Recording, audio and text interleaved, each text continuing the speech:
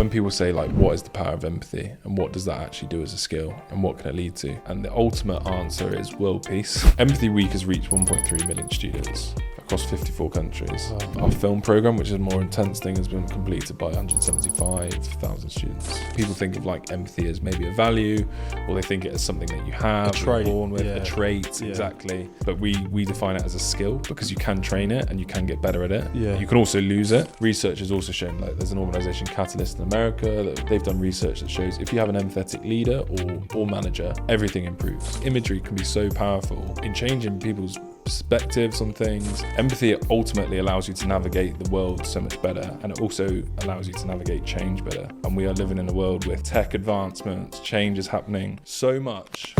Do you think it's possible that we can have world peace? Today's guest thinks we can. I'm joined by the founder of Empathy Week and Empathy Studios, Ed Kirwan, as he discusses the great work he's doing with regards to empathy and why we all need a little bit more of it in our lives. This is a special episode, guys. You're going to enjoy it. Over to the show.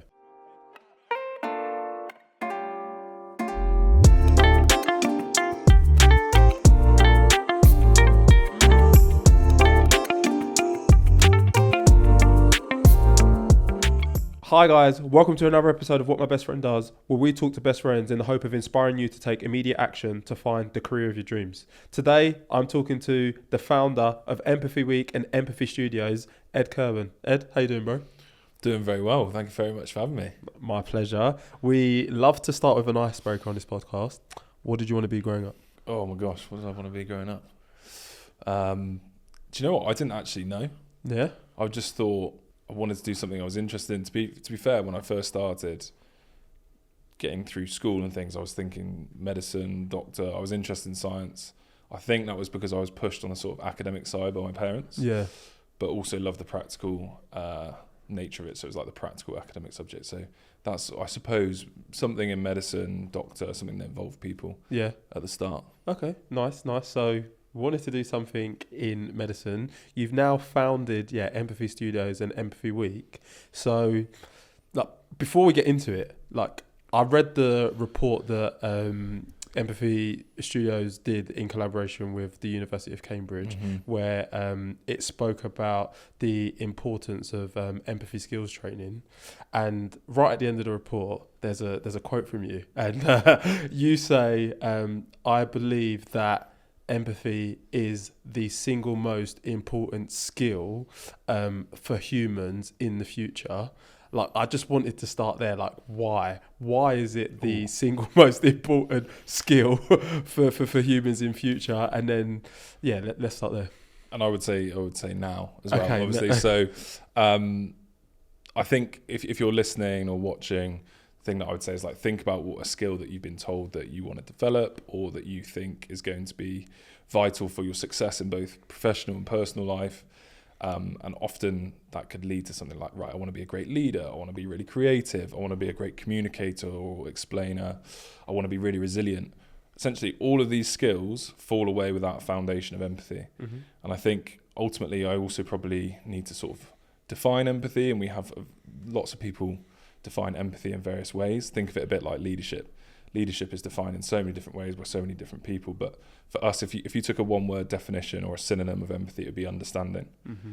And so ultimately, if you can build that skill of being able to understand yourself and other people, you will be able to connect with people better. You will be able to navigate difficult situations better, be better at emotionally regulating yourself. You know, think about at work, maybe that person that's pissed you off a little bit. You don't respond to them straight away with the email. You maybe think about from their perspective, maybe something's happened, maybe you can change your language. Empathy ultimately allows you to navigate the world so much better, and it also allows you to navigate change better. And we are living in a world with tech advancements, change is happening so much. So that is why we say empathy is the most important skill, because ultimately it's important for your well-being, it's important for your professional advancement. And ultimately, it's at the foundation of all the relationships that you have, that understanding, that ability to connect. I love that. So I needed to start there, but now we've got that understanding. Like, let's take it way back. Like, can you talk to me about like how did you start Empathy, or even the jobs you had before, right? Because you started as a teacher and then you got into the filmmaking. Yeah, like, can you take us on your journey to the point where we're at now, where you founded Empathy Week and Empathy Studios? So like even jobs as a kid? Not jobs as a kid. Let's go with like, well, babe around, working in the kitchen, working in a pub, stacking shelves. You started. You went to university? Went to university, yeah. So I went to the University of Bath to study biochemistry. Okay. It was a way of sort of seeing if I wanted to get into medicine, and essentially loved uni, probably because I just played basketball most of the time and skipped a few lectures. But that led me to also, during my university degree, I also did a placement. So I did a year placement in industry, which is why I kind of chose Bath, because I think like 96% of students do a year in industry. Yeah. And they've got really great connections. And I was like, right, this is a great way to start and see, do I like science? So I spent a year in a lab. Absolutely hated it. I was one of those people, you know, on BBC News when you see the guy pipetting. Yeah. That was me for a year, and I hated it. And I'm such a people person that I was just like stuck in this lab. And they always tell you that, you know, you're working in a team and across. It's lies.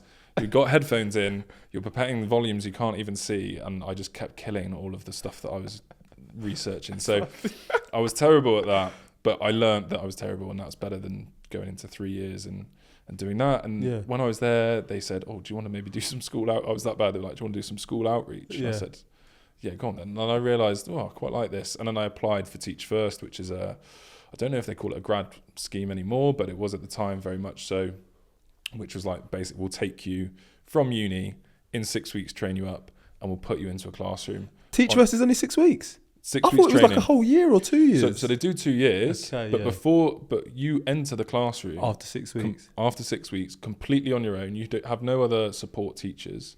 So if you do a normal PGC at a university, or if you're a training provider, you will spend a lot of that time in your PGC year doing lectures, but then being in the classroom, taking parts of lessons, like being smoothed into running your own lessons.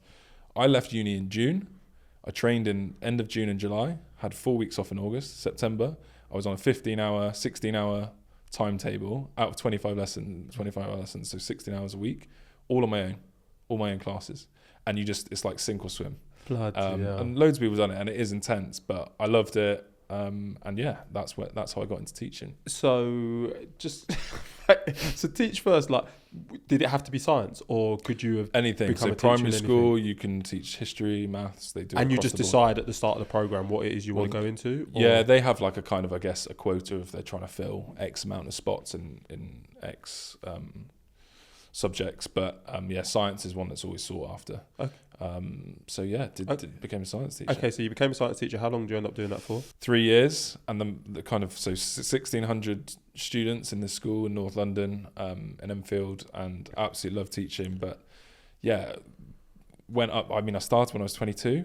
I was also a sixth form co-tutor, so I learned off someone. But there was a kid in that class, that in my form class, that was 19. He was literally 3 years younger than me. Yeah. As I was a teacher, and he's like in sixth form. Yeah. So I lied about my age. Luckily, I had a beard. I've always had a beard. Like, I've been able to grow a beard quite young. Yeah. And I remember telling them at the end of that year like how old I was, and they were just like, "Oh my gosh, you're one of us, sir, sir." Or they're just like, Ed. So no, but did that for 3 years. Became a head of chemistry within my sort of second year, and I would like to think, it's because I was amazing. I wouldn't say I was bad, but literally like, no one else went for it, and I was like, I'm going to end up doing this anyway. So I had a lot of responsibility very early on, 23, 24. And that was a lot of pressure, and teachers are under a lot of pressure. The time, the impact, but at the same time, there is literally no job like it. Like you could laugh and cry on the same day. Every day is going to be different. Doesn't really matter what you plan, because you got to plan it, but then it will shift, it will change, and you're dealing with hundreds of, each year I was teaching 250, maybe 250 different humans. And you see them every week. Like, that's an immense amount of contact time with different people. And I think that's what spurred me on to my interest in empathy, because you meet every type of person under the sun. Yeah. Every type of personality, every type of background, every type of religion, creed, ideas, whatever it is. And you see the best of diversity and humanity. And I think everyone should spend some time in a school at some point, because we kind of forget. I think we have an idea of what everyone's like, oh, you know, the amount of people that speak to me about education, and because they went to school think their opinion is like really valid. I'm like, go back as a teacher on the other side and you see a completely different perspective. I love that. And so you did the 3 years, and you don't go straight into empathy, right? So what is it that triggers you to move on, shall we say? And what is it you go on to do next? I had a like sort of interim 2 years, I suppose, where I was just so when I got to my third year of teaching and I was 25, I was like, I've actually been in education my whole life. Never took a gap year. You know, I had a very privileged upbringing, don't get me wrong, but got to 18, went straight to uni. Straight out in uni, did a year working, and then also straight out of uni, pretty much 4 weeks holiday, and then straight into teaching, because I had all that training in between as well. And I thought, I'm 25. I've never chosen when I can go on holiday or when I can take time off or do things. And I was like, okay. And I was doing a part-time master's whilst I was teaching. That's probably why I was tired. And I had to write this like 20,000 word dissertation over summer. And it was just a junction point where the head teacher in the school was changing. I'd taken a sixth form group of students the whole way through their sixth form, and I would be getting a new group, and I was like, oh, if I stay, I'm only going to stay another year, so I don't want to break up their time. And then I got an opportunity also to, it doesn't exist anymore, I don't think, but Department for International Development, they had a fund that basically enabled young British people who were under 25 or under, so I was at that cap, to go to work with various charities, organisations, in international development. And I got one that was placed in Uganda, and it was working with entrepreneurs. And what I loved about this one was they really taught you about volunteerism, you know, like the white saviorism and all of that stuff. And they were like really anti it, weren't allowed to go into orphanage. It was all about, you are connected with entrepreneurs there, it's their business too, so you don't come and tell them change everything, you're there to help guide them. And then they matched you with local Ugandans in the same position as you, so it was like 50-50. And that, I mean, you live with a local family, 6 kids. The first night I remember eating rice, and I think it was just rice and cabbage. And I was like, oh no. And I'm sleeping in an outbuilding next to the chicken cage, and the long drop, and just like the whole, you know, your whole world shifts. How long did you not doing that for? That was 3 months. Wow. And that was like, you know, I think what I've learned, I've done a lot of traveling since, is it kind of takes you 2 weeks to adjust to anywhere, I think, if you're living there for a period of time. But that was incredible. Learned a lot about myself, but about another culture. You know, I was actually recounting a story of, you know, I'd never come across a jackfruit before. I don't know what jackfruit is. It sounds it's like a grapefruit, right? Or no, it's like you can get massive ones. Okay. It's like this.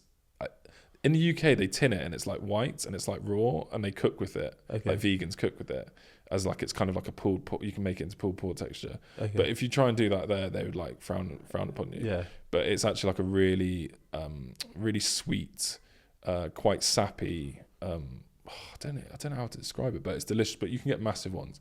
I remember carrying it back from town, and we were in this place called Uganda, which is a town of 50,000, sort of marketplace. We were really, you know, I was probably like one of 20 white people there. And I was walking with Tina, my host sister, who's Ugandan, and we were walking back 30 minutes with this and I was carrying this jackfruit, and then just like all the men at the side of the road were just like laughing and being like, hey, Mzungu, it's like white man, laughing. And I was like, why are they laughing at me? It's just like, you're a white man carrying a jackfruit. It's like, that's only done by like women who are Ugandan. They've never seen a foreigner probably carry a jackfruit. They've never seen a man probably carry a jackfruit. And it's just little things like that I was doing. And I got back from then Uganda and those amazing experiences. And then I was like, I want to do a project. I managed to get £500 from like a youth fund, bought a camera. And what I was really passionate about, I think, when I was teaching was a cause. Mm-hmm. And for me, it was homelessness. So I did assemblies on homelessness, knowing that some of my students were also experiencing homelessness. Really? Not in the sense of like on the street, but in temporary accommodation, hidden homeless, as we would say. And I just was curious. I'd started earning money, moved back home with my parents. Not really a cool thing to do. In fact, I've done that again at 30, like being an entrepreneur and struggling. You've got to do what you've got to do. Exactly. You've got to, like, honestly. And then started doing tutoring online, tutoring in person, and ending up doing look back now, it's like, for no money, was just doing projects because I was curious, because I wanted to. So I was offering. I wasn't really that good, but I was learning how to use a camera. Shout out to YouTube University and everyone that's we've had a few of them on. Yeah, honestly, YouTube, unreal. And I was like, to these grassroots organisations, hey, I can take some photos or follow you around or do some stuff. And I travelled made a little sort of mini doc, I suppose, or different videos, and then gave those to organisations, learned a lot about them. It led to me doing a TED talk, actually a TEDx talk. I called it Motivation of the Invisible. My idea was essentially, you don't ever see the story of people that are in the middle of homelessness. You often hear a sad story at the end of people dying, or you see a story of someone who's come out of a charity, and obviously then it's like a charity ad rather than it being about their story. So I was like, how do I end up making something that is more authentic, that actually gets people on side, and also from my teaching background gives tangible impact to people that feel guilty or feel, negative walking past on the street. So I was like the call to action, and what I learned was that you can still interact with someone on the street, say hello, don't have to feel guilty if you don't have anything to offer, and they will actually appreciate that. 100%. So that led to that, and this now really leads into how I got into Empathy Week and Empathy Studios and the Empathy Programme. I met a man in Liverpool who runs an organisation called Liverpool Homeless Football Club. Yeah. Simple idea. You start playing football, you bring people that are experiencing homelessness together. They feel community, they feel belonging. 100%. They start to take drugs less, or they start to drink less, or they start to be healthier, they start to access services, change their life. And he was like, have you heard of the Homeless World Cup? And I was like, what? I was like, no. And he was like, this, but on a global scale. So countries, people wearing their own kits. And there's just been like a Netflix film on it. Yeah. With the guy, what's the guy's name from Top Boy? Michael Ward. Yeah, he's in it. I see it. Bill Nighy. The Beautiful Game. I was crying through that because it is so, the boards on the side, the kit, everything, even the lanyards, it's exactly the same. As you saw. And they've even got people in the organisation spread throughout the film. It's so good. But that, I went to Mexico. I just flew to Mexico to go and see it. As you do. I travelled, and I was like, I told myself I want to go travelling. Travelled around Mexico for 6 weeks on my own, cheaper than living. You can get accommodation for back in 2018 anyway. You could get accommodation in a hostel for £5 a night. Yeah. You can eat for £5 a day. So did that. Got to Mexico City, followed the Welsh team there, and then the Indian team were like, why are you here? I managed to get myself a freelance journalist badge. I don't know how. Just wrote to them. Just networking. Just taking a chance, really. And was there a lot of crowds at these games? Yeah. So what is amazing about this is that they took over the centre of Mexico City, the Zocalo, the central square. Yeah. And it's four-a-side football, and they put 3 little turf pitches up, but there's no tickets or anything, so people walk through. Okay. And they have a ticket, people counter, and it's something over 100,000 people walk through throughout the week. And is it something that leads people out of homelessness because they Massively. become athletes or? Well, that's the big thing. So especially with the Indian team or teams that come from real areas where the economy is so low anyway, but then they're also from poverty or they're from a homeless. You go, well, why didn't you just give them the $2,000 they would cost to take them there? Yeah. And basically I went out to India after this. The Indian team basically got me to go out and help develop a leadership program alongside their coaching program, because I'd done my leadership masters, I worked in education, I was working for another organisation doing freelance facilitating. So they paid me to come out, and actually that's how Empathy Week sort of started. But Pankaj, who I made a film about his life, he played for the Indian team a few years ago and then started working for their organisation called Slum Soccer. And I asked them that question. I said, why would you rather have had the £2,000, which is a lot of money? His house, in comparison, is made out of partly mud. Yeah.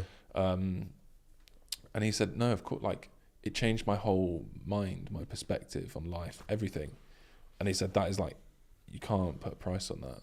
And he's now, living an amazing life and working hard and doing his own thing. And he would not have had that. He wouldn't have had that without that opportunity. Okay, so you mentioned that you made a film about Pankaj. How does this film about Pankaj, how does that translate into Empathy Week? So I think we've got to a nice point. Yeah. Have you defined empathy earlier, have you always been an empathetic person? Is it something that's always been in your mind, or is it something that was developed through all of these experiences while you've travelled? Yeah, definitely through all the experience and definitely through teaching. To give more of a rounded definition of empathy, we describe it as the skill to understand another and the ability to create space for someone to reveal their authentic self. Yeah. So within that first bit of that full definition, the skill, like it's a trainable skill. People think of like empathy as maybe a value, or they think it as something that you have, you're born with, a trait, exactly. But we define it as a skill because you can train it and you can get better at it. Yeah. You can also lose it.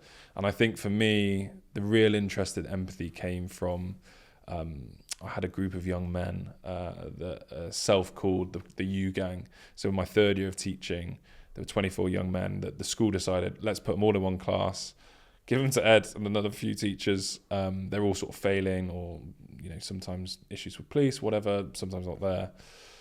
And they taught me a lot. They called themselves the U Gang because at Christmas they all got U's in their mocks, and they came up the stairs chanting "U Gang, U Gang, U Gang." And you can imagine I'm stood there as a teacher, waiting in the doorway for them to come through, and ultimately, slightly pooing myself, but be like, oh God, we're here, and they come through the door, and then you switch on. You actually like, they're all chanting "U Gang" because they want to belong. Yeah.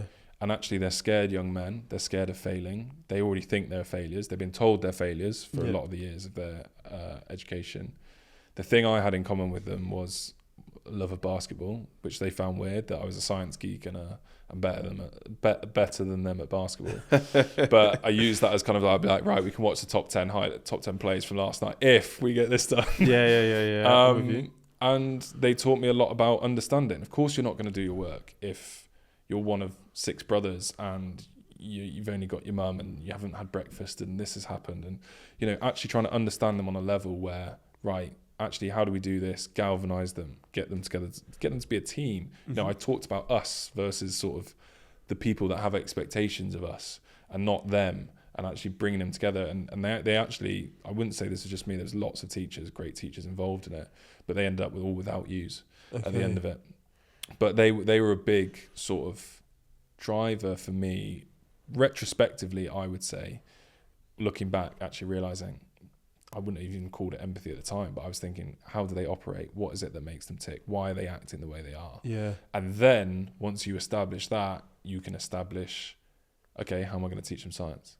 How am I going to get them hooked on this? How am I going to enthuse them, galvanize them, realize that this is about their futures and they really only have kind of one big shot at it. Mm-hmm. So that's kind of how I got the interest into empathy. And it was really through just, you've heard how I've just navigated sort of those couple of years after leaving teaching of tasting different things. I knew I had to not put myself into something because I knew maybe opportunities would come. I lived at home. I barely earned that much money. I then reduced my social life. All my friends were in London. My parents live in Oxford, so I was like reducing that. But I knew that I had to do that to take opportunities and to do stuff. And at the time, people think you're so weird. Like, imagine telling your friends, "Oh, I'm just doing a project. No one's paying me, or no one's told me to do it. Yeah. But I'm staying in a hostel for 2 nights in Manchester for like a tenner. There's loads of weird people around me as well." And then like yourself thinking that's weird, but you do it because you've got a passion or a curiosity for something. Going to Mexico, no one's going to come with me. In fact, I spoke to the England team and they were like, "Oh no, we don't need a videographer," or whatever. And I was like, okay. And then I still booked and went, and I saw they had one there. They obviously just didn't want me. They just let you down kindly. But and they said at first they were interested. I was like, "Do you know what? I'm still going to go." And then if I hadn't have done that, I wouldn't have met the Indian team. The Indian team were then like, "We'll pay for your flight and we'll keep you alive." And I was like, "Great, that's enough." I wasn't paid. I got flight paid, lived with a founder for three months in the middle of India, had an amazing time, met these people, and it was there that I decided, hang on a minute, my filmmaking's got to a point where I'm getting paid by people to do it. I look back on it now, obviously it was like 5-6 years ago, I'm like, oh. But at the time I was like that, and I've got passion for education. The U Gang, if I could have brought them to India with me, their brains would have exploded. Most of them haven't been out of like Enfield, Edmonton or Tottenham. So imagine taking them to like here, and I was like, film is a way to transport them. And I just knew from all of my experience of teaching, I could create something that isn't being done in schools, that isn't about kindness and isn't about charity. It's not about, oh, I'm raising money. I'm not making a sad charity advert. I'm making films about people's lives and actually getting you to recognize that you are the same or not that different to this person. So is that what Empathy Week was about? Empathy Week films started about people's lives. So that's how it started. Okay. We've now turned it into, what's come out of that is that we've turned Empathy Week actually into a festival. Okay. And I've built out Empathy Studios. So Okay. Empathy Studios now is our sort of umbrella organisation. We are an education and creative studio. And we use the power of film to develop the skill of empathy. Okay. So we do that in organisations. So we train some organisations in the skill of empathy. We use film to do that. We train teachers, CPD training for them, getting them used to that skill and how they could navigate issues and behaviour and all sorts of things. Mm-hmm. And in our programme, we have an empathy programme, which the Cambridge research is based on. That sits at the foundation. That's like our main product that we sell across schools. Empathy Week now sits as kind of our annual festival. So we've made it a non-profit community interest company, and that's a festival that any school anywhere in the world can access. And it happens every year in sort of February, March. And what happens during that festival? So I'll give you an example last year because we're planning this year, but we have a theme. So last year the theme was home. This year the theme is what's your spark? Mm-hmm. Getting young people to think about what it is that makes them tick. So last year we had some in-person events. So we had like 400 kids in a school from different schools doing an Empathy Week live show, Mm-hmm. which included film and media and other things. We did a teacher training for teachers at Canva in London. So we got sponsored by Canva. And on the Friday, we had an in-person event for 60 sixth formers from 6 different schools. So they did, and that was at Snapchat HQ. Wow. So we partner with some big organisations, make it exciting, really get, and you see the kids, like a couple of girls, they came into the Snap HQ in Farringdon, and they went to the toilet, because I don't know what, girls' obsession with the toilets are. They went to the mirrors. And they've never seen something like it, have they? They came out and went, have you seen the toilets? And I was like, what are you all about? I was like, the mirrors, they're so big. They're like, and I was just like, oh my gosh, like this is the first time they've seen a corporate building, which to be fair, it is a nice corporate building, as you would expect. Yeah. But still, their minds were like blown. And then they see like a Snap employee walk past and she's wearing a hijab. And then the girls that were wearing it, you like see them nudge each other. That for me, that's empathy, right? Yeah. The understanding of a different world, a perspective. And you see them ask questions because they could never picture themselves in that position. Being a Muslim girl wearing a hijab, working at Snap. And then there was this young lad, Brian, who I interviewed as well at some point. He was like, yeah, he had the deepest voice as well for like a 14-year-old, 15-year-old boy. He was just like, yeah, I thought it was just going to be a load of old men coding away, type of coding. I didn't realise there's going to be all these cool young people, creative ideas, or you can work in all these. And they got this sense of like, the business. And then they were challenged. So I did like an empathy session, skills session with them. And then they were challenged to come up with a better, like, how could you make the Snap app better at connecting humans? And then they pitched in front of people. And then the winners went away with the Snap lens glasses that you can't even buy now. Yeah. So they're like premium products. And they were just like, their minds were blown. So we did those in-person events, but on a larger scale. We create online events. So we had online training for teachers, live primary school assemblies, so they could access these, again, seeing different people, different scenarios. And then also like download a few downloadable resources. Okay. And there's a lot there, and I don't want to diminish what you're doing, but in terms of the actual training you provide, it's through video form, right? So film, and like with the film, what is it you're doing? You're providing like an understanding of like different cultures, different perspectives. Could you just what is it what is the aim of the training, or what happens during that training? So we use film as the tool during training. Okay. It's not just stick on a film and that does it. That's what I was like. Sorry if I sound like no, down the question. Not at all, because some people do think that. Yeah. So ultimately, if you ask me how do you develop the skill of empathy, we've talked about why it's important. Research has also shown, like, there's an organisation, Catalyst in America, that focuses on women in the workplace. They've done research that shows if you have an empathetic leader or manager, everything improves. Yeah. So retention improves. How much does it cost to recruit someone? Oh, I mean, I don't actually know, but I know it's a lot. A lot. It's a lot of money. Yeah. Especially in big corporate, it's a lot of money. So even if you kept everyone in their job 3 months more, you would save, over a course of like 10 years, you would save hundreds of thousands. Yeah. So that's a no-brainer. People want to work for empathetic leaders. They're more values-based now. So they actually, you get higher talent wanting to join your company. Yeah. People who are off sick less and come back to work quicker. 100%. Innovation increases. Yeah. Creativity increases. Yeah. Everything improves. Literally everything. So you want to develop that skill. And then the question is, okay, how do you develop it?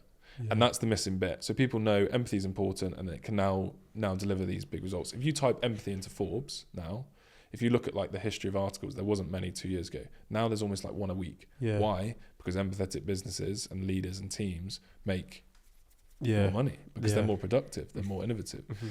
The thing is, how do you get to that point? And so the most simple answer I can give is increase the amount and diversity of experiences Okay. you have. And people get empathy wrong. They think it's walking in someone else's shoes. The problem with that is, if you walk in someone else's shoes, if I put myself in your shoes, you're a black man, I'm a white man. You can't. You already know we've had different experiences. Yeah. Right? He's also 6 foot plus and I'm not. So, you know, you just can't put myself in my shoes. It's size 12. I don't know. Maybe we're same size feet. I don't know. But this is the problem people have. They think, okay, so if I put myself in your shoes, I could do that. And you know, your situation running a podcast, I could try and imagine myself doing that. And I could imagine myself in a tech job. But I'd be bringing all of my previous experiences into that. So I'd see your world, but from a lens of 32 years of experiences. Yeah. So people then go, oh, well, why is empathy important? Well, it's important because you can get to a really good place of understanding. But actually, part of empathy is also understanding that I will never fully understand. And so what I have to do is keep you in your shoes, listen to you, and this is the crucial bit, believe you and your experiences, even if it doesn't match my own. Yeah. That's true like inclusion. That's true diversity, equity, inclusion. That's true belonging. That's true empathy. Yeah. And that's a really hard thing to do because everyone will be thinking of a time where someone's told them something and they're like, oh, that is bull, right? Or that's not true, or it wasn't quite like that. And maybe it wasn't, but you have to sort of give that leeway. And if you can do that, if you can connect, you will have those better experiences. But how do you get those experiences? It's really expensive to fly around the world and meet people from different cultures and backgrounds. Yeah. Film, we all know it. Film can take you from a place of like one emotional state to a completely different within seconds. Mm-hmm. Drop of music, change of tone, a story. Charities have been doing it for years. And I always talk about the powerful nature of imagery as well. Yeah. I think the one that I always think about in terms of just an image is if you think about that picture of the turtle with the straw up its nose. Do you remember that? I think I do remember it. I don't remember the actual image itself, but yeah, yeah. That's changed the coffee industry or the takeout industry, right?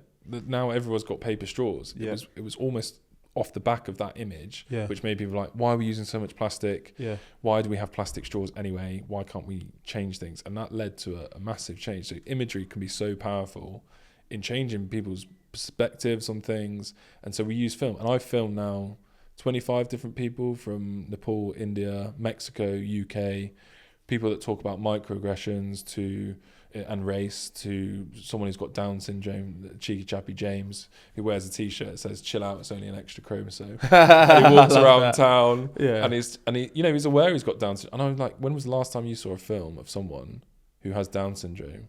And really like, and talking about themselves and their own, like, it's usually like a charity, or they're like, so they're someone that cares for them, or it's like part of like a wider agenda. And what I mean by that is like, I saw someone with Down syndrome, but it was on like Love Is Blind, and it's like part of like a subplot of like these two people who are like meeting. We must be inclusive. And, we'll do you know what I mean? So it's done in like a really authentic way, and I speak to companies and they say to me like, what problems are having, or I've done a training at a law firm, and they were like, we've got a couple of women from a Muslim background that really feel unseen and not listened to. I said, do you know what? I've got perfect film. Lippa, shout out Lippa Nessa, mm-hmm. She's amazing. She's a young youth activist, football coach. In her film, I filmed her, she's from Bedford, talks about the choice to wear a hijab. She was playing semi-pro football, and then one day she turned up to training wearing a hijab. And I showed this film in a law firm, and I was like nervous because it was the first sort of law firm that I'd done training for. But they have to have empathy for their clients. Yeah. So how do they develop that skill? And then you get them having conversations. Yeah. And really, we talk about our films as a Trojan horse. We watch a film now, it sparks conversation. Yeah. In the inside, you don't see all the things that it's doing, but especially in schools as well, what it sparks are difficult conversations. It starts speaking about things that are maybe more personable. It gets people being vulnerable. And ultimately, you lead into a conversation of the content, but what does everyone do when they see something or media? They start talking about it in relation to themselves, and they don't even realise. So, you then get people being like, oh, my neighbour's this or that. And what you start doing is learn about each other. Now, if you do that time and time again, it's like the gym. Extrapolates out. Yeah, I'm not the most hench. I do know that if you go to the gym once, nothing really happens. Yeah, that's true. And you don't even necessarily see it.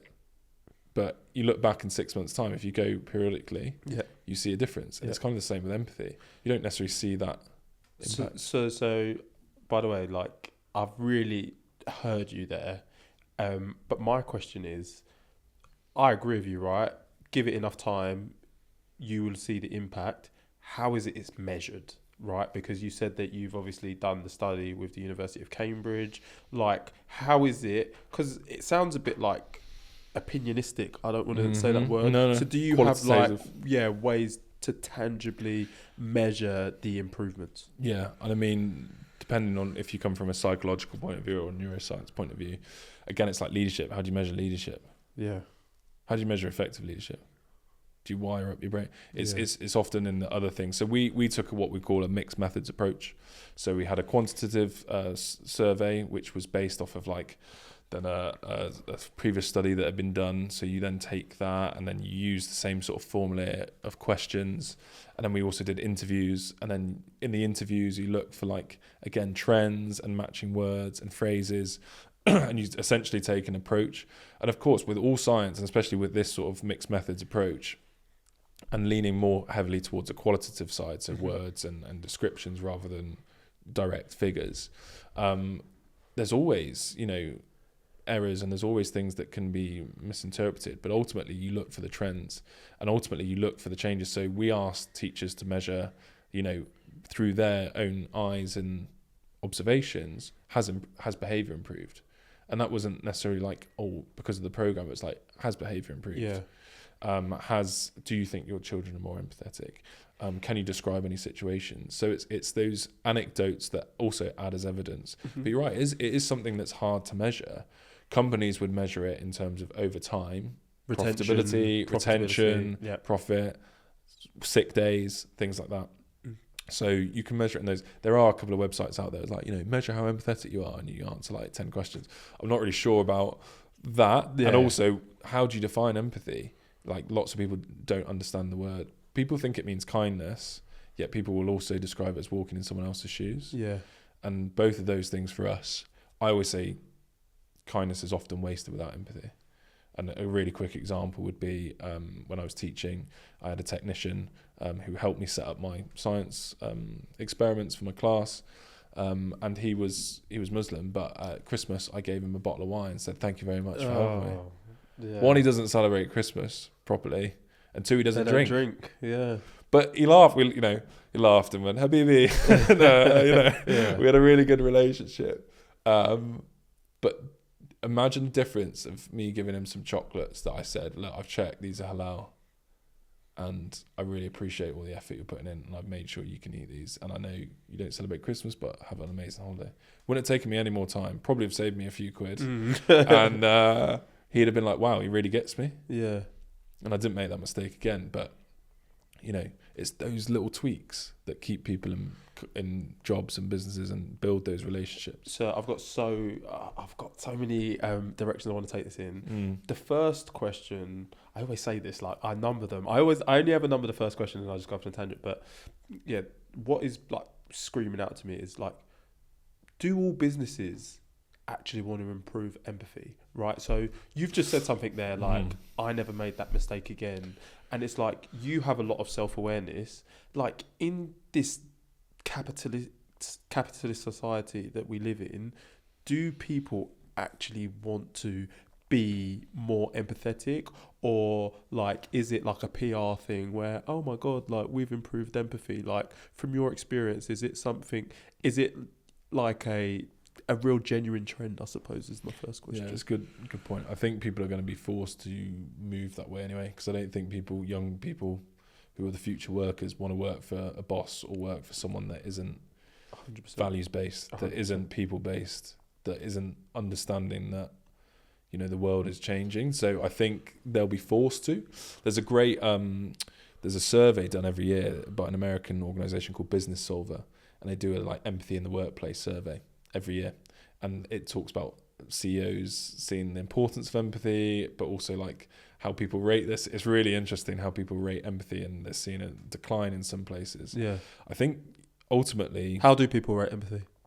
I think it's going down at the moment. Goodness. I think it's going down, or they're seeing the business, because the thing is, empathy, patience decreases when you're stressed. Empathy decreases when you're stressed. Yeah. So if you have like a massive workload, you'll probably get, you know, when you're well rested and you've been to the gym and you've had the time to think, you've got time to be empathetic when you're like, right, deadlines. And I think this is the difference. People think that you know, empathy is impossible to master. Yeah. If anyone says they're like really empathetic, what they generally mean is they suffer from emotional contagion, which is like, if you cry, I cry. That's what they think empathy is. I was just thinking in my head, I think I'm quite empathetic. I've got like, emotional contagion. But it's like, joking, do you know what I mean? If you see someone, people are like, you know, watching stuff on TV and they cry, and it's just like, maybe you've been in the same situation, but you don't understand what that person is actually thinking and doing, and you don't know enough about them to truly, you know, you're suffering from a bit of emotional contagion there. Yeah. And I think empathy is so hard to master because it really determines you spending time and listening to other people and getting their viewpoint, even if it's different from your own. Yeah. But yeah, I mean, I'm sort of elaborating here on what you're saying, but I think ultimately it's got to be a must. But Okay. I think the crucial thing here is you can be a leader and make tough decisions and be empathetic. Yeah. So in my organisation, with the guys that work for me, I demand that they have high quality of stuff, like the output's high, that their input's high, that they work hard, but also they got a doctor's appointment, or if they want to go gym in the middle of the day, or they want to do Pilates or whatever, cool, because I trust them to do the work. But if they slip on it, I will pick them up, and likewise, I expect them to pick me up on it as well. And you've just said like a key thing there that I think is missed in organisations, and it's probably linked to empathy. I think it's trust. Mm-hmm. And an old boss who I used to work for, I never forget, he came in and he was just like, you all have my trust and it's up to you to lose it. Because I think like, this day and age, coming back to your point, people work 9 to 5, 9 to 6, and like nobody is productive for 8 or 9 hours of the day. Like you're productive in bursts, but I feel like people have to feel like they need to busy themselves. But you know, shout out to my employer, like they give you the trust, and it's so funny. Like when you were defining empathy earlier, you were like, empathy is the understanding that allows people to be their authentic selves. See how I already remembered that, because it like really sat there. Like, yes. And I was thinking like at my work, I'm allowed to be my authentic self because I know that my manager trusts me. Shout out, Jack. Look, I got you, boy. But like, I was just I was just like, no, but as you said it, I was just like, I don't worry about, oh my God, if I'm not here at this time, oh my God, if I don't come at 9 o'clock, like I'm going to get in trouble. And like that allows you to do your best work and just be yourself, where, coming back to your point, there's so many people who are overworked, overstressed because people just have no understanding of day-to-day life. Like we live in a hybrid environment. You got to take your kids to school.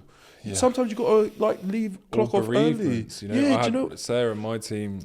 She actually doesn't live too far from here, but I'd missed her Slack message in the morning. She turned up to like the stand-up we have on a Monday morning online because we're remote. And then we went round and we said how, because we're a small team, really 4 of us, and she said how, and I was like, what are you doing? What are you doing here? I'm not saying this to make myself look good, just generally. You know, her godson's a really close friend had died suddenly over the weekend. I was like, you need to go to Luton. Like what, you know, and there's no point thinking, your head's not here anyway. And also, like, there is nothing, you're not going to think in 10 years' time, thank God I worked for Ed on Monday, that Monday. You know, just go and, like, take the time and just, it's just being human. It's just being, like, understanding. One of the things I do, so I was just in Germany this weekend, and I was keynoting across I've never actually done it every day. So they had this conference, 22 German international schools, 400 teachers and educators from those schools, and I was leading it. And the question I always ask, whether I'm doing a small group or a big group, is what's the most important thing happening in your life right now? And I ask it, and I use Slido, it's anonymous, and it comes up live.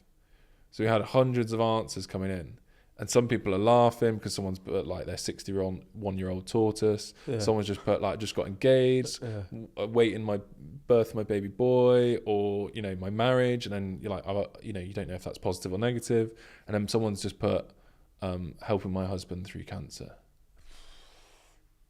looking after. You feel the the room just goes, yeah, but it creates this sense of like, oh yeah, all of a sudden, you know, we're all in the same boat. We're all here to learn, and everyone's a bit nervous. They've got presentations. You know, there's 100 presentations next day. Some people presenting for the first time, all a bit nervous. I said, look, you got nothing to be nervous about. Everyone here is going through stuff, and some people are in a really good place of life, and some people are in a bad place. The thing about this is, if I ask you in a week's time, it will change. And it will continually change. Yeah. And that's when I then link what I said earlier, of like empathy is the skill to help navigate change better. Yeah.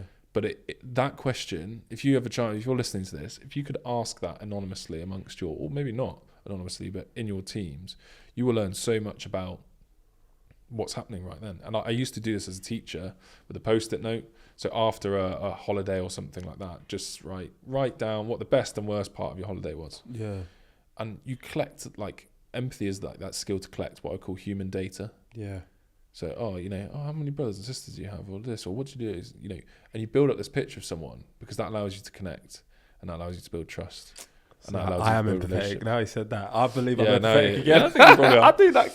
But things like this, right? The amount of people you must meet. Oh mate, it's been an absolute life changer. So you're developing your empathy. Yeah. Through listening to people tell their stories, and an environment is also really important, right? Yeah. So having this chance, like no distractions, just have a chat. No phones, just listening to people asking questions. You're a perfect example of how you can develop empathy in your everyday life. Oh, Ed, my man. So, like, to the people who are listening to this, like, whether it be like a parent, a leader at work, or even like an employee who's trying to level up at work, we've spoken so much about empathy. Like, what's an immediate next step someone can take to like hone the skill of empathy? Your digital algorithm, probably, you know, mine's filled with basketball cameras and all sorts of stuff. But we are fed so much advertisements and engagement and that sort of thing. So what I say is like, right, read different newspapers. Yeah.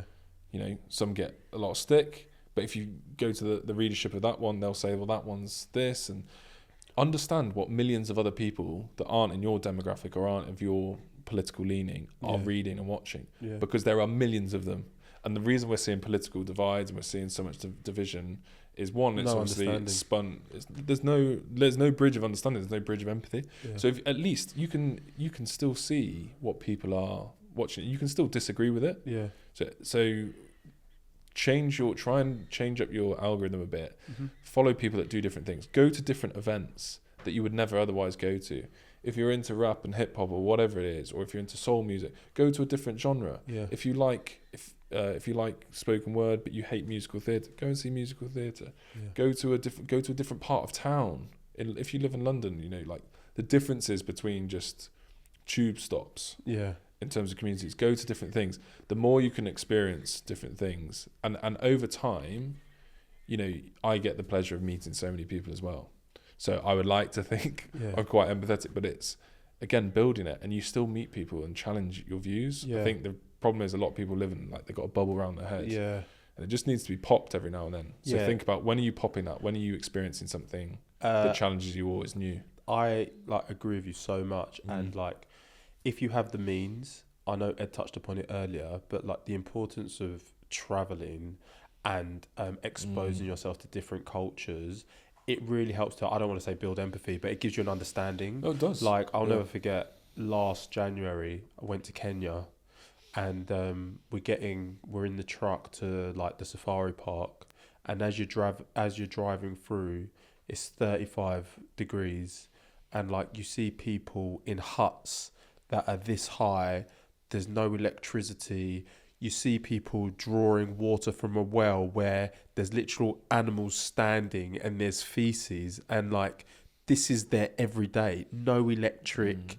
It's hot. They can't get out of the sun.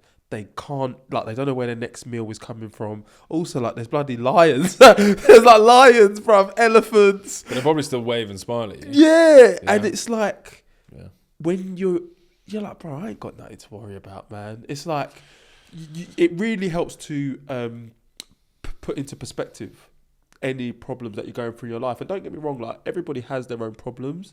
But, like, if you're in the UK... You're good to an extent, I'm telling you, because what happens in some of these less developed countries, until you see it, you just can't even picture it. The opportunities that we have, and and then that changes the way about you live your life. You change to a positive mindset. You're like, right, I've got to make the most of this. I remember being in Uganda, just walking around again with Tina, and because I'm a white man. And this shows like the colonialism and all sorts of problems with it or whatever. But this guy just comes up to me and he's got this piece of paper. And he shows me. He's like, "Can you get this for me?" And I'm like looking at it, and it's some sort of like massive machinery of like for key cutting or something bizarre, or like something to do with post. And I'm like, no. And he's looking at me as like, "Why can't you get it? You're like white, sort of like you should have connections." And I was like, "I'm so sorry, I can't. I have absolutely no idea what that is or what it is." But that put for me, I remember that moment so vividly because it just showed how people viewed me. And I've been to like a lot of countries, and I've realised that, like, you know, in Nepal, people will stare at you. Yeah. Like when you're in like a rural Nepal. In India, they will like come up and like touch you. And then in Uganda, they'll like shout at you. Yeah. And they'll just be like, they won't care. They'll just be like, hey. But like from that, I've experienced, you know, what it must, in some respects, you know, being an outsider for the first time. So traveling does that.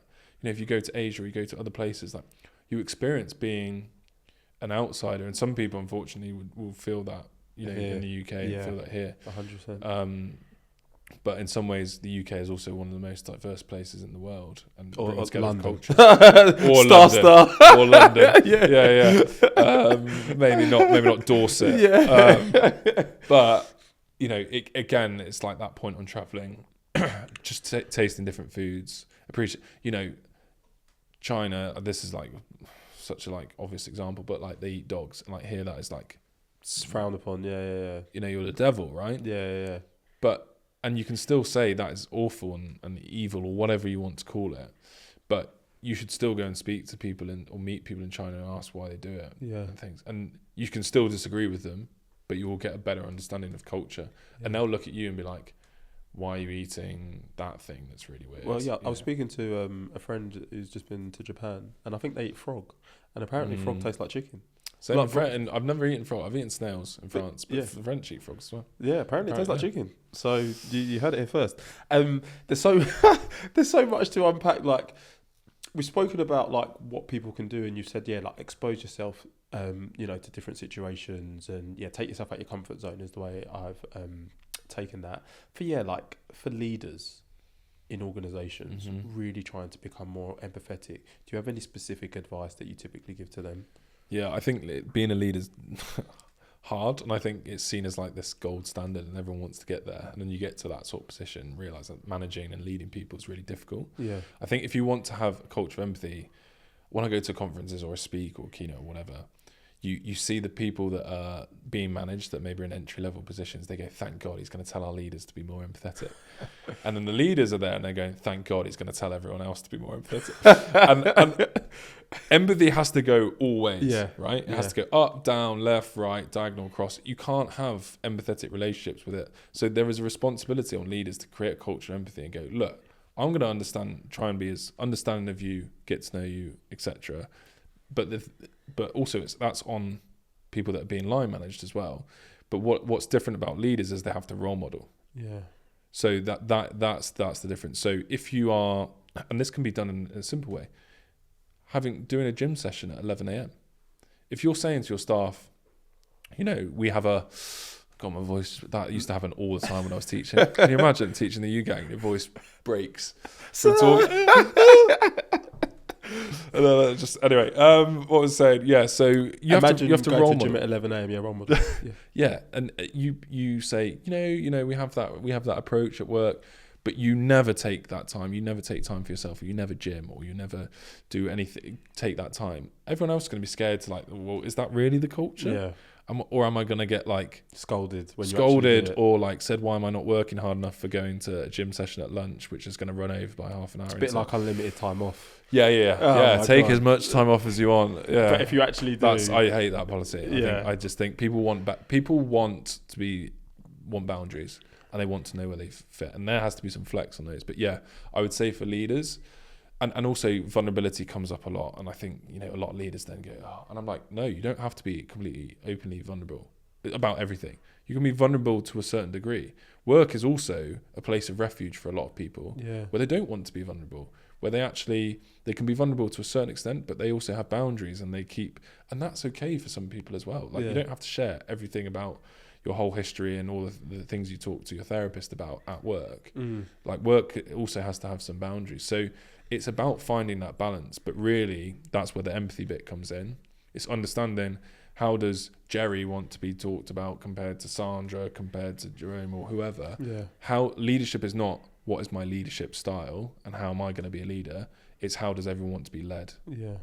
That's what effective leadership is. And that's the difference between, I was at this conference again on the weekend and people were going like, well, what's the most important traits for a leader? I said, really what we should be doing is going, what are the traits that I want to be led by? And then if the leader knows those things, then they can do it. Yeah. I always remember when I was playing basketball at uni, and our assistant coach, he was the army basketball coach at the time, and he pulled me aside at half time and he shouted in my face like this close. When you get spit all over your face. Yeah. And he was a lot smaller, so it was more like in my chin. Shout out Ali. Alleyway. But he shouted at me, and that pumped me up. And then the second half, I played really well. And I remember we were in the pub, a few weeks later. I said, "Why did you do that? You've done it to a couple of other guys, but why do you not do it to everyone?" And he said, "Well, I knew that it would pump you up. Yeah. And the next time you go to catch the ball, you're not going to be nervous about catching the ball. It's gonna get your adrenaline going. If I did that to someone else, they would just drop the ball the whole next time." As you've said that, I think that's like going back to the teaching. You can't teach all kids the same. And I think sometimes, like, even when I look back at like my past, a lot of teachers try to impose themselves on the children rather than understanding my way or the highway. Yeah. And just listening to you, it sounds like they just need to take like the empathy training. I'm just like, we've been going and I'm loving it. What I wanted to ask next is like, you mentioned a lot of reports. Are there any like just standout stats or that you can speak on with regards to empathy, or how improved empathy leads to better outcomes? Yeah, I'm really putting you on the spot. I want to do again one that is probably the most, when people say like, what is the power of empathy and what does that actually do as a skill and what can it lead to? And the ultimate answer is world peace. Yeah, it's a big one, but the reason I say that is because a little anecdote for you. It's not a stat. It's just a very powerful, obvious, evidence-based story based on what the outcome's been. There's this lady, Jo Berry, who I always use as an example. She's a friend and now an ambassador of the work that I do as well. And her father was killed in the IRA bombings in 1984, which killed, I think, 4 or 5 people. Her father was a politician. He was killed from this bomb attack in Brighton. The man that planted the bomb, Pat McGee, was released on the Good Friday Agreement. And since that sort of time, they have now shared a stage like this over 300 times. Wow. She is sat next to the man that planted the bomb that killed her father. Now, I don't know anyone that could really do that, but the backstory to that is like after he was released, through kind of meetings, they met, and Pat talks about the sincere empathy that Jo had for Pat. Not agreeing, not like meeting him with kindness, not saying, "Oh, well done, you killed my father." Obviously not. Like, distraught, you've killed my father. But wanting to understand why. Who are you? What did you do it for? But in a calm way, in a collected way. And Pat said for the first time he saw the humanity and the destruction of humanity that he had caused from his actions. Because for him, he was doing something to free his people, right? An action that he thought was for the greater good, sacrificing himself and all those sorts of things in a way to achieve a goal that he thought was actually necessary to stop what to get what he wanted for his people. And all of a sudden he's been met by this woman who's directly affected clearly by his actions, and they just talk about the power of empathy and bridging peace.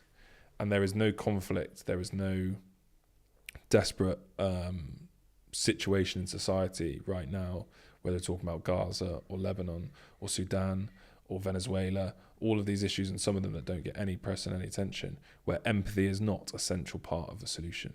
I think empathy is a central solution-focused skill, and that trumps all stats that I can throw at you around what we've reported or whatever.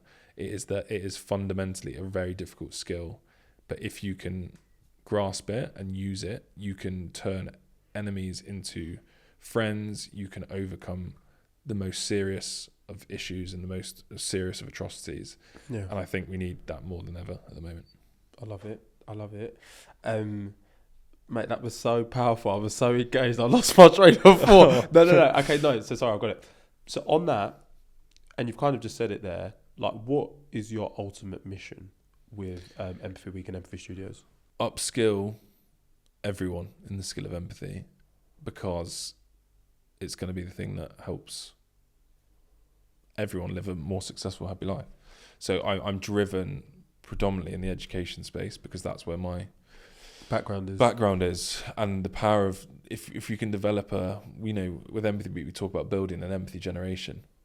Imagine some of the students now that see 65 films from the age of 5 to 18. They'll have met through film every type of religion, race, creed, gender, all people with different ideas. They go out into the working world, which is now globally diverse. You can be on a call from someone from New York or someone from Shanghai or wherever, having to work with all people from different backgrounds, and they're able to navigate that. That is ultimately the main goal. If we can build this skill of empathy into the fabric, a fabric of future leaders, we will have less war. We will have politicians that lead with heart and human decisions. Doesn't mean they don't make tough decisions, but they see the human rather than maybe just the stats, and they do stuff with a human first approach. That is ultimately the goal. I love it. A lot of it seems like let's focus on the kids of tomorrow because they're going to be leaders. As you speak there about like leadership, I don't want to say the person's name out loud, but what about those people who like are in the world at the moment and don't understand empathy? Like, is there any breaking through to them? And I'm thinking about people who have, led protesting in our country and people who are leading protests in other countries against, different races, ethnicities. Is there a way that we can break through to people like them? I think it's got to be a collective effort. I think some people, it's going to be really hard to get through to them in that approach. We just have to hope that the good guys always win, like Star Wars. Yeah, I hear you. But I think that's where the skill of empathy is important, because we want to fight fire with fire. You see someone that you vehemently disagree with, and you hate what they are saying. If you go with hate and you go with fire at them, they're just going to fire it back, and that's what we're seeing. Yeah. If you go to some people that we won't name maybe, but we can maybe assume we know who we're talking about. You can say, "Why'd you do what you do?" Or what? Talk to me. Are you open? Tell me all the things that you want. Let them speak. Yeah. And that might seem like a soft approach, but actually, FBI interrogators, empathy is their number one tool of getting people to stand down and de-escalate situations. Yeah. I've listened to you. I hear you. I see you. We can maybe solve the problem that you're saying, or make you realise the problem that you think it is, if it's race or whatever, isn't actually the problem. The problem's here. Something Why don't we team up? Because it is something else. It's not what they think it is. Yeah. So the skill of empathy is needed in the majority of us to be able to connect with these people, whether we like them or not. And ultimately, you know, in schools, there's a lot of leaning now towards behaviour practices called restorative justice, which is like, okay, you've punched me in the face. Usually, right, you're done. Detention, done. Yeah. See ya. I never want to talk to you again.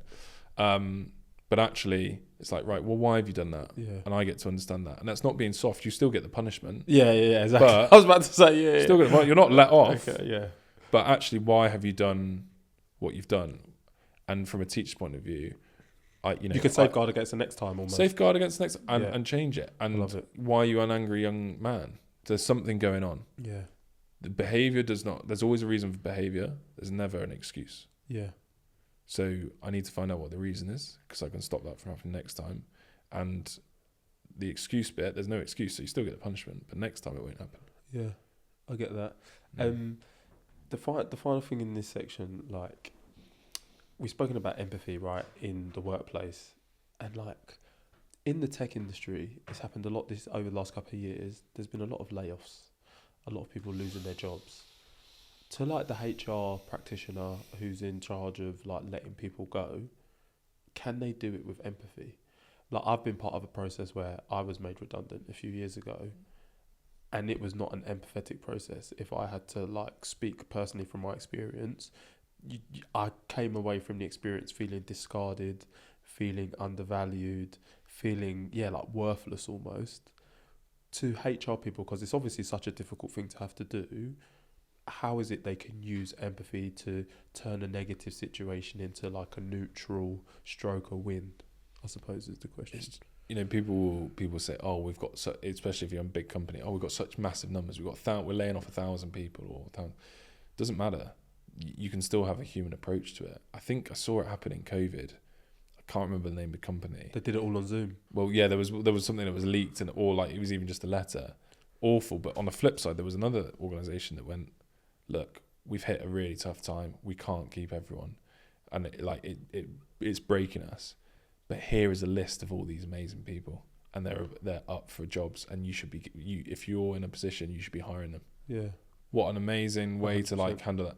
Like, speak to your staff and go, well, you're obviously losing your job. What is it you would like to work in? Where would you like to work? What sort of roles? We can collect that information very quickly. We could create a database and put it out there to all the other companies. Yeah. Now, why won't they do that? Because there's a lot of ego in companies, and there's a lot of like, oh, well, we're losing it. You're losing your talent anyway because you're letting them go.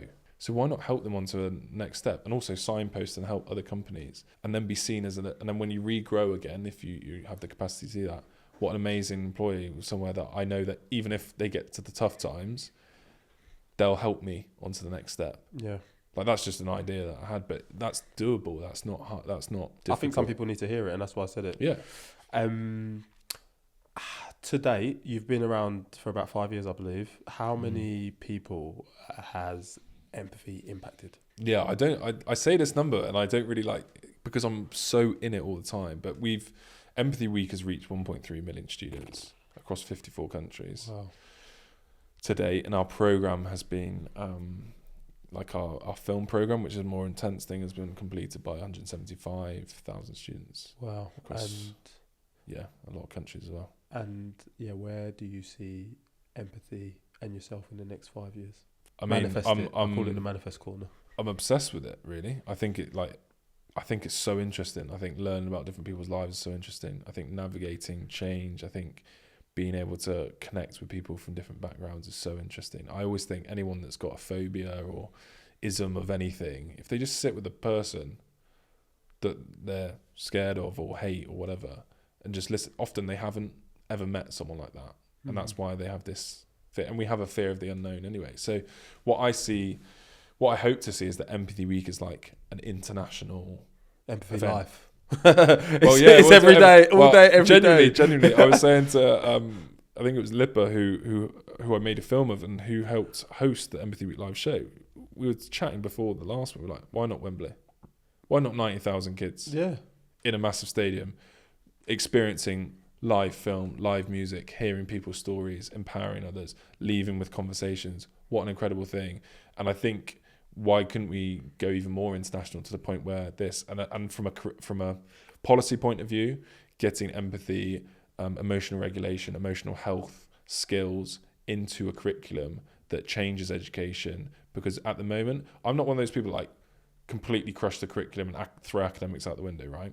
Because actually everything's a brick and it's all layered, and people that go, oh, trigonometry, I never use trigonometry. Yeah, but it allowed you to learn something, it's all skills-based learning. Yep. But what we do need to do is lessen the pressure on academics, lessen the pressure on inspections, increase the amount of time for well-being, arts, like all the stuff we enjoy that we pay our money for is being quashed, right? Art, music, theatre, cinema, they're all like going out of business. Yeah. What are we going to do with our time? Yeah. And then all the artists are broke, right? Yeah. Filmmakers, and everyone does it because of out of a passion. So I would like to see us impacting the education space on a level where we are speaking to the Department of Education and saying, look, we've got evidence now. We know this works. Look at these schools that have been doing this 4 or 5, or in 10 years' time they've been doing this 10 years' time. Yeah. Look at the impact, because that's what we need to do. We ultimately need to be in a position where we're helping young people have the best life they possibly can. Yeah. And I think empathy is not the answer to all of that, but it's definitely a fundamental, foundational role. I love it. And finally, to the listener who's gotten to this point, if there's one thing you want them to take away from this conversation or a piece of advice you'd like to give, what would it be? I think I'll keep it simple. I'll go back to what I said. Increase the amount and diversity of experiences that you can have. Because that in itself will do things that maybe you didn't realise. It might spark a new passion in you. It might give you a different perspective on your own life. Well, I'm sure it will, and that is so valuable. So go out, speak to different people, learn from different experiences. Go travelling if you want, if you have the privilege to do that. Watch different films. Just experience things differently. We do have a quick fire round. Yeah. This has been such a great conversation. You ready for it? Reach 1 million students in one country, or 100,000 across 100 countries. 1,000,001. Focus on developing cognitive or emotional empathy. Cognitive. Could have said both. It's harder. Empathy as a standalone subject or integrated into all subjects. Integrated. Curriculum focus on local issues or global challenges. Depends on age. Okay. Money or happiness. Happiness. Work from home or work from the office. Home. Would you rather travel to the past or future? Past. Who has it easier, men or women? Good. And then finally, I wouldn't. I'll be dead before I go outside. There'd be someone who'd be like, oh. And then dream dinner guest. Do you know what I'm going to say? This just because I miss him a lot and haven't seen him for hours. Pankaj, the guy that's played Quickfire. Oh, love it. Ed, this has been such a great conversation. We do have a closing tradition on this podcast. With all of the experiences that you've been through, and knowing what you know now, what advice would you give your younger self, and would you still be doing the same thing? The advice I would give is try things and don't overthink it. Don't think, what am I getting out of this by doing this?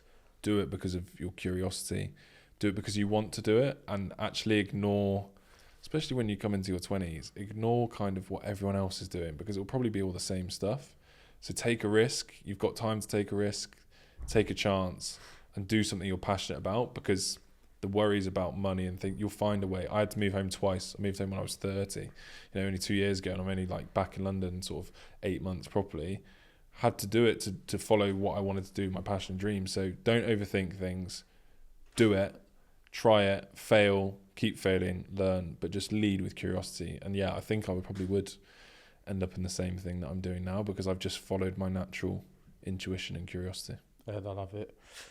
This has been such an insightful conversation, and I hope to the listener, they can just take steps to try and become more empathetic. Where can people learn more about you, learn more about Empathy Studios, Empathy Week? So my handles are at Ed Kirwan, and then Empathy Studios is empathystudios.com, and then empathy-week.com. So that's the websites have all the info.